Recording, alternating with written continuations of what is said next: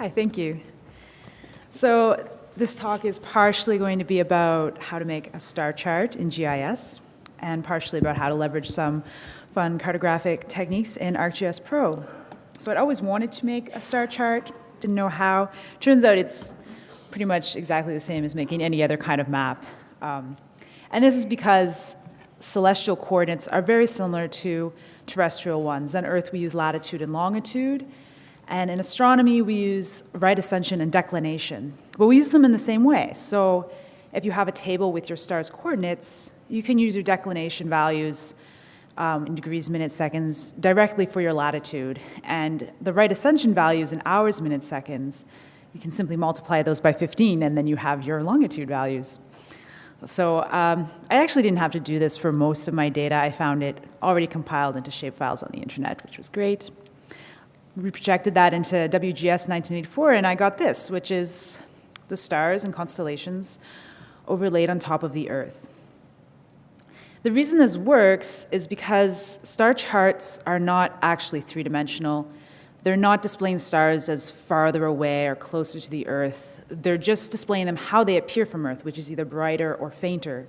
So in a star chart, we're making this assumption that all of the stars exist on this imaginary surface. They're all on the same surface. It's this celestial sphere surrounding the Earth. It has a celestial equator and poles. Because it's a sphere, we can use the same projections for a star chart that we do for Earth maps. Polar stereographic is a popular choice because even though it distorts area pretty badly around the equator, it is conformal, and we're mainly using the shapes of the constellations to be able to recognize them in the sky. So now that I've got all of this data on here, it's a matter of symbolizing it. As you can see, I've already done, but there's just a lot of information on this map. It's really crowded. So I was using different transparency options a lot in order to distinguish between the different bits of information. So for example, the Milky Way here, these polygons, it is not strictly necessary that I use transparency on this layer, but you can imagine that it's kind of frustrating to tweak all of your colors until they just perfectly match your background the way you want them to. Instead, I just used layer transparency here.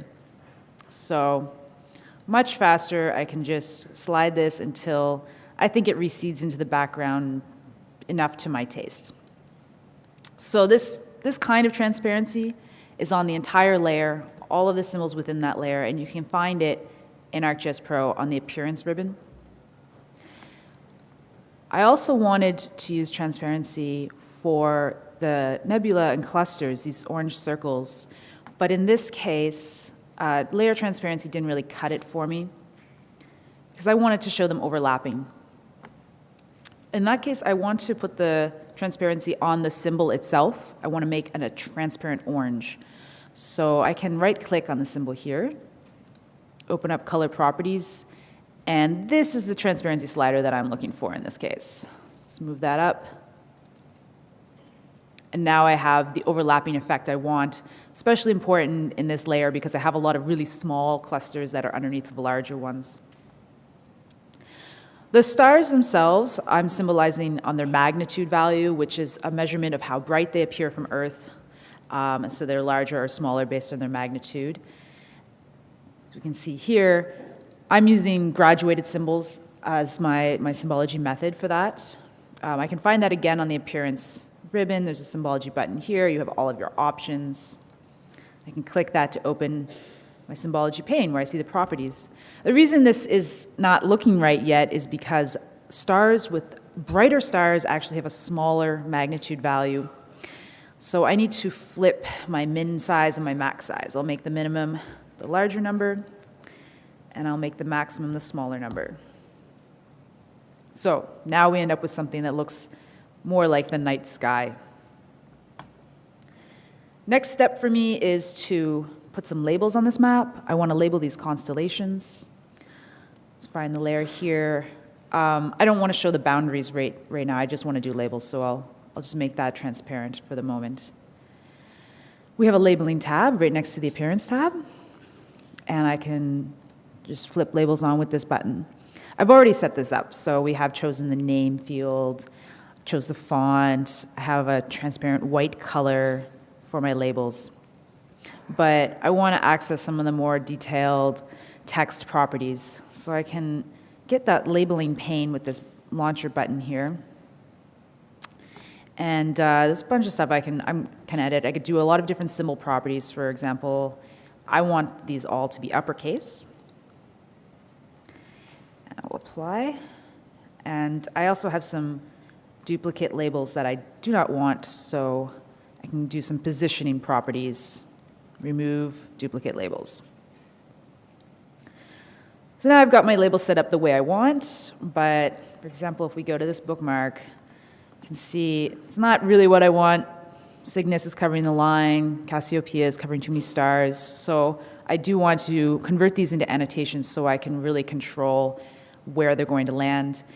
In ArcGIS Pro 2.0, you can convert your labels into annotation using a geoprocessing tool. So we go to the Analysis tab, we find the toolbox. The tool I'm looking for is Convert Labels to Annotation, right here. And I'll choose the map that I want. And I'm just going to stick my output for now into my default geodatabase. If you had already created annotation in ArcMap and you wanted to use that in your ArcGIS Pro project, you want a different tool, which is called Upgrade Dataset. All right, so now instead of labels, I have an annotation feature class, which means I can edit it. So I go to the Edit tab, and I can select Cassiopeia. I can just move her out of the way and press Finish. You can also do some fancier edits. For example, with the Vertices button, I can right-click on here and create a Bezier curve, but I'm not going to do that right now. Now I'm ready to make a layout. To do that, I want to insert a new layout. And what I get here is nothing so far, because I still need to insert my map frame. You get all the options of all the different maps in your project. I'm just going to choose the North Pole chart for now. I have a rectangular data frame. I want a circular one because I want to make a circular neat line around this, so I can choose to reshape to a circle.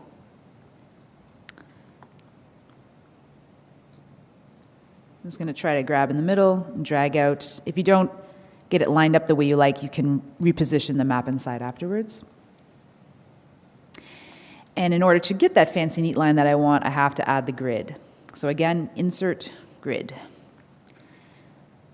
For a star chart, you definitely want to choose a graticule instead of a measured grid. And I'm going to turn off the background here so you can see what it looks like. So here's the grid. It lands in my contents pane. I'm just going to double click on it to open up all the properties. First thing I want to do is get rid of these labels, because if you remember, we are not using latitude and longitude. This line does not equal 150 degrees east. It's actually 14 hours of right ascension. So if I look at the grid components, I'm just going to find the label component and delete it. I also have some red lines in the background that you see. I already have a layer that represents my grid lines, and they're all symbolized and labeled the way I like, so I don't need these black grid lines. I'll get rid of those too. So I'm just really using the ticks of this grid component. And at this point, let's turn this background back on. I'm going to go to the final finished layout so you can see what I ended up doing with it.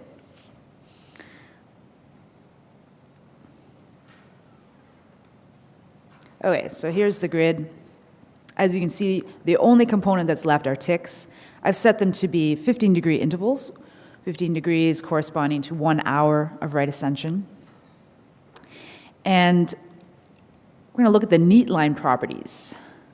So Craig already showed you some of this, talking about the symbol layers within each symbol, and how you would do these kind of symbols on your layout is the same as how you would set up feature symbols. So I have 3 different line layers. There's a blue line, a white line, and a gold line in order to create this.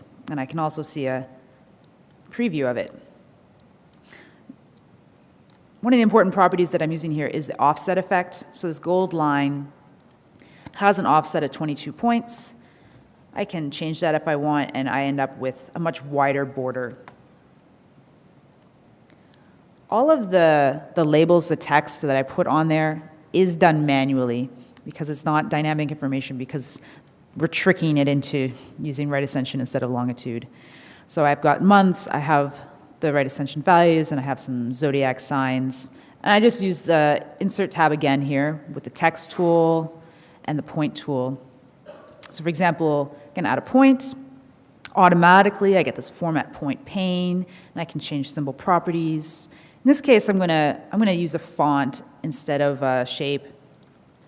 And that's because the good old Wingdings font comes with all your zodiac signs. Let's make that a little bigger. All right, there you go. Change the color, rotate it, however you like. So that's it. You can look at the whole thing. So we tricked our celestial coordinates into thinking they were latitude and longitude. And we used 2 different kinds of transparency.